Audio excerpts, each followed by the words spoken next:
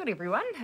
Been a bit of a busy day, and I had hoped to get online and have a quick Facebook Live with you earlier than of our calls now with international world leaders tend to be at this time of night. So I just got off the phone actually a video call from a group called the Early Movers.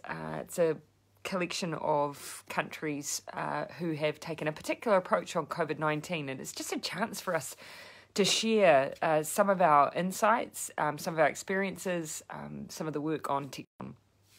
And so the group includes the likes of Singapore, Australia, Denmark, Norway, Greece, Czech Republic, and has been convened in Israel. Of course, we've de-escalating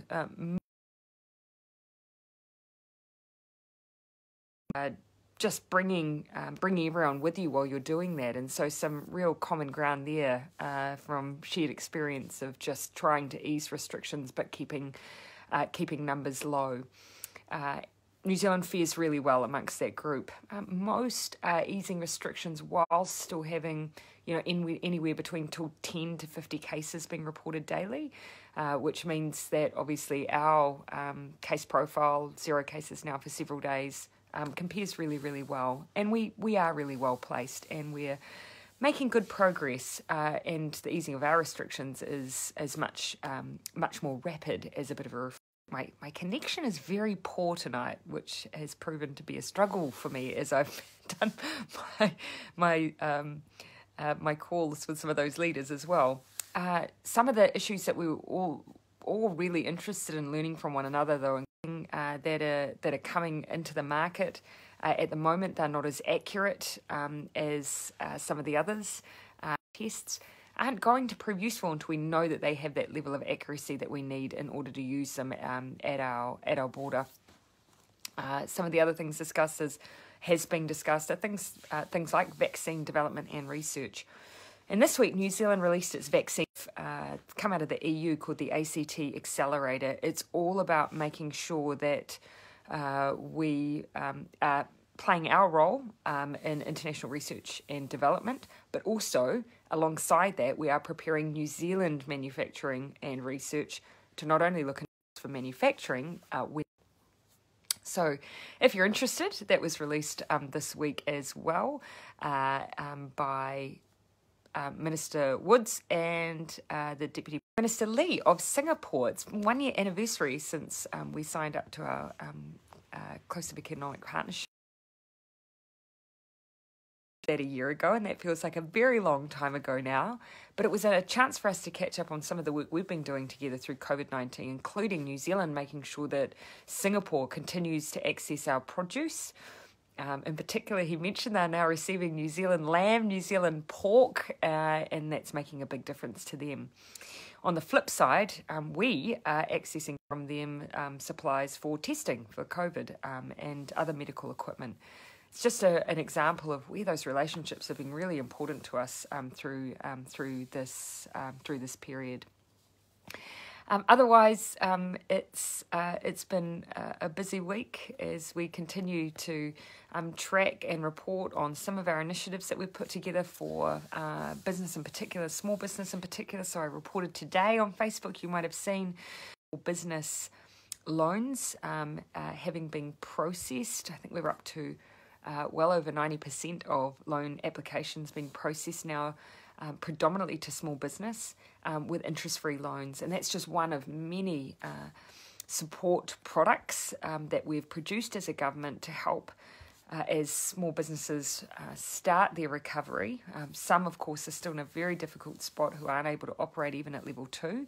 And so that's why things like the wage subsidy continue to be so important. So if you are directly financially impacted as a business or employer, or you know someone who is, please just pop onto my Facebook page. You'll see the links below to where people can find out all of the information around those support packages. So do want to just keep encouraging people to access them. We know it is going to be a very difficult period for the next few months, and we just want to make sure people know where that support is. I see a couple of comments coming through, some about the border. One question around international students. We haven't made any decisions there yet, but we are working on plans for working through a gradual reopening to certain individuals who currently aren't allowed to come into the country because we've had such a firm policy.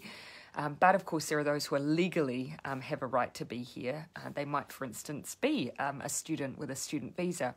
We will continue to quarantine. It's been a very important part of our COVID management plan. It's worked really well for us so far.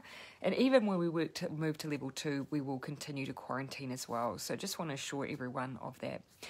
I see a few questions coming in about the Trans-Tasman bubble. Lots of people interested in when we might be opening up travel between New Zealand and Australia. It's something that we've been working really hard on. Today, had a conversation with one of the individuals from the private sector who's working alongside officials to try and get the border measures in place.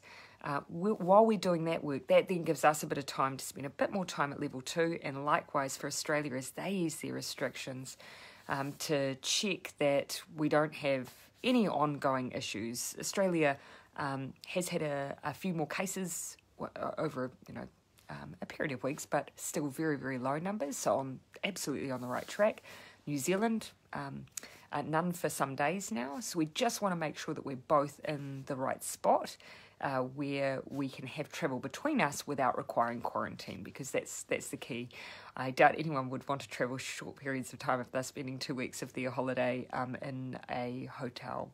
So that's the whole point of getting that into good shape and really feeling reassured that we're ready to open. Just reading through some of your comments, I feel almost like it's virtually impossible for me to do one of these Facebook Lives without someone commenting that I'm looking a little bit tired. So I think I take only love and concern out of those comments. So thank you. I can promise you I feel I feel absolutely fine and really refreshed. But not refreshed enough that I can read these comments that are whizzing through as fast as I'm reading them. I'm seeing still, again, lots of feedback about that Trans-Tasman bubble. I see a question around different parts of Australia perhaps being ready. Yeah, there are parts of Australia who have been COVID-free for a long period of time, others less so. Ultimately, really for us, it's about having the go-ahead from a state by state. Then that's up to them. But in the meantime, we'll just make sure that we've got our house in order and that we're ready to go. Had a question there around migrant workers, and that is an issue that we've been very aware of for some time, particularly in some parts of the country where there is a larger number of migrant workers in areas like Queenstown, where there's been obviously significant job loss, particularly out of the tourism industry.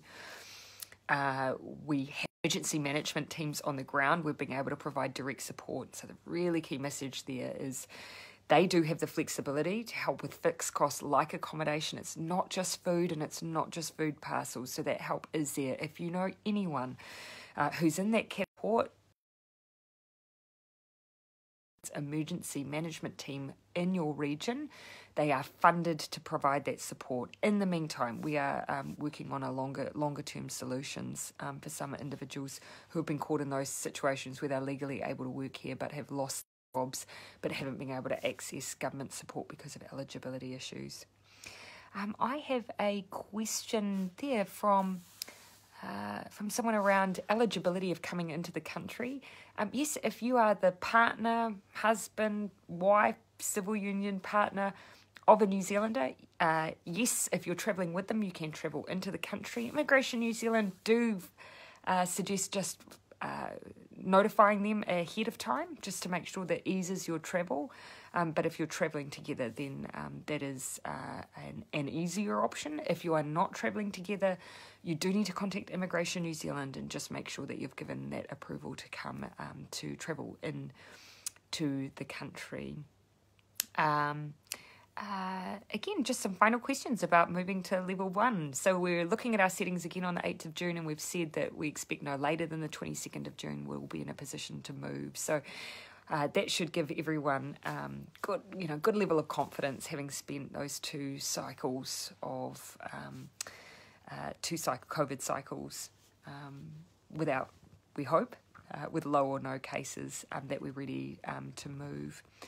And look, there's one thing that I've acknowledged, we have making sure that we're getting family members through. Then the next cohort that I really want to work on are people who do have their lives here. They might have homes here, they might have jobs here, who might have been caught outside of New Zealand's borders. We do need to focus on giving them the ability to come back in. In the meantime, we do have an exemption scheme. Very small numbers are coming in through that, though. We've had issues, though, where we've had infrastructure. From memory, in Wellington, we had the need to do repairs on critical infrastructure around sewage treatment. We needed offshore workers with specialist skills, a handful of those to come in. So that's we've had aviation specialists, just small numbers of people who have really key expertise that we've needed to come into the country. So there are those examples that hasn't stopped us from continuing to work on a bit of a plan to get, and who do have good, compassionate grounds for needing to come quickly as we can. So I should probably sign off while my connection continues to dip in and out. Thank you for your patience through all of that. Thank you for tuning in. Thank you for always showing an interest in sharing your questions. Again, forgive me for my multitasking. I'll do the usual and just skim back through. I see a couple of themes that I wouldn't mind making sure I cover off next time, but I'll do that once I've gone through and read your questions. Otherwise, thank you for joining me.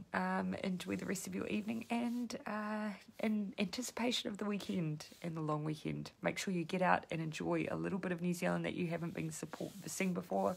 And please, if you're able to, acknowledging there's a lot of financial hardship out there at the moment, if you're able to, do buy, support, play, experience New Zealand made.